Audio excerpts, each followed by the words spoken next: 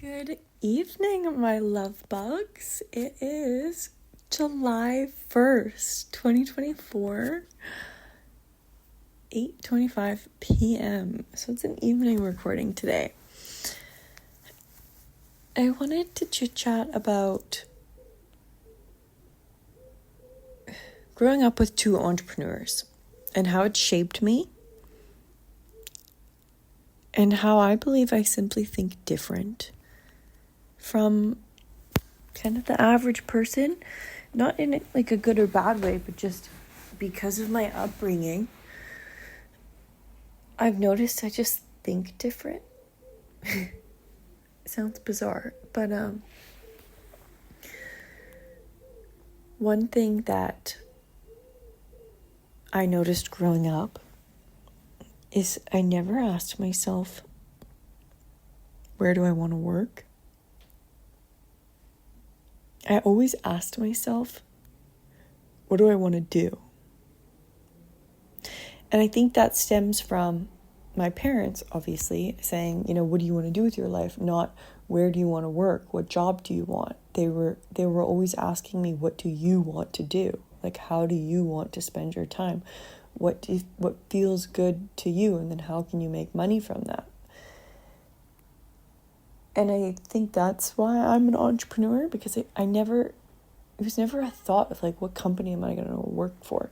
When I was younger, obviously getting my first couple jobs of Lululemon and Baskin Robbins and whatever, all of those other like random retail stuff. But that was also while I was in school, and then I became a trainer and did those things because I thought, okay, while I'm still trying to figure out what I want to do career-wise, I know I like being active, and so if I could train people, that's really cool because it doesn't really feel like work. So I did that in yoga and all the above.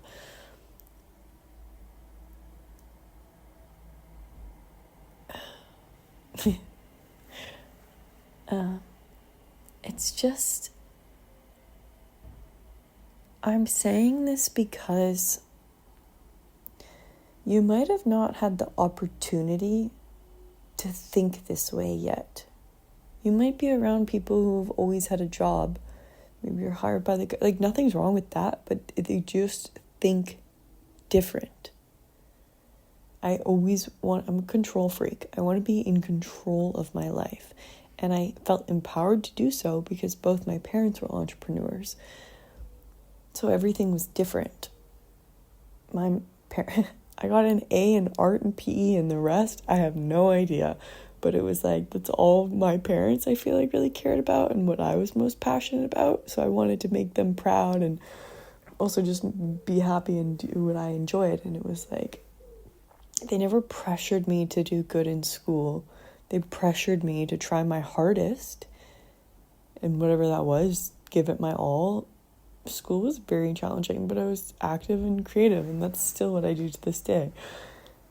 It goes to show, see, it doesn't matter, because my parents both told me. Both of them were high school dropouts. I think they both got their diplomas later on, but they both dropped out of high school. So for them to both be successful entrepreneurs, they knew that school doesn't determine one's achievements or success in life. School does not equal success in life, because both of them dropped out. I don't think my mom didn't go to the university, but they did other specialty type programs. And both had their own business, still have their own business. They've had so many businesses over the years, each of them on their own. And obviously, they support each other now. Well, they have for the last 30 years. So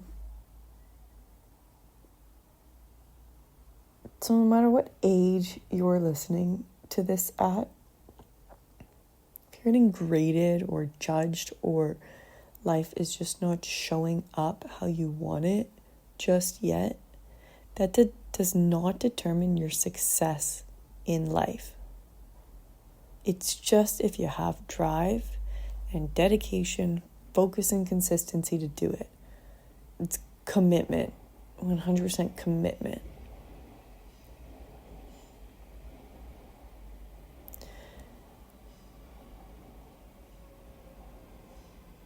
I was in a room full of graduates,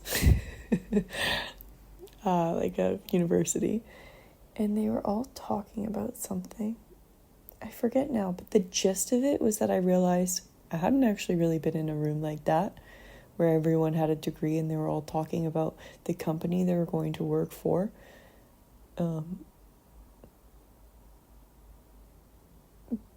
Because I actually don't really,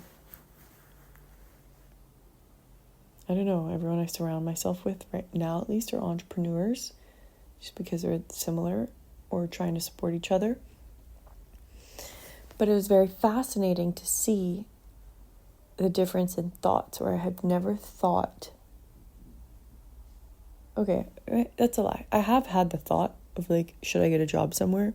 And then the thought kind of goes away and I'm like, okay, how can I do this on my own? So I have my own freedom.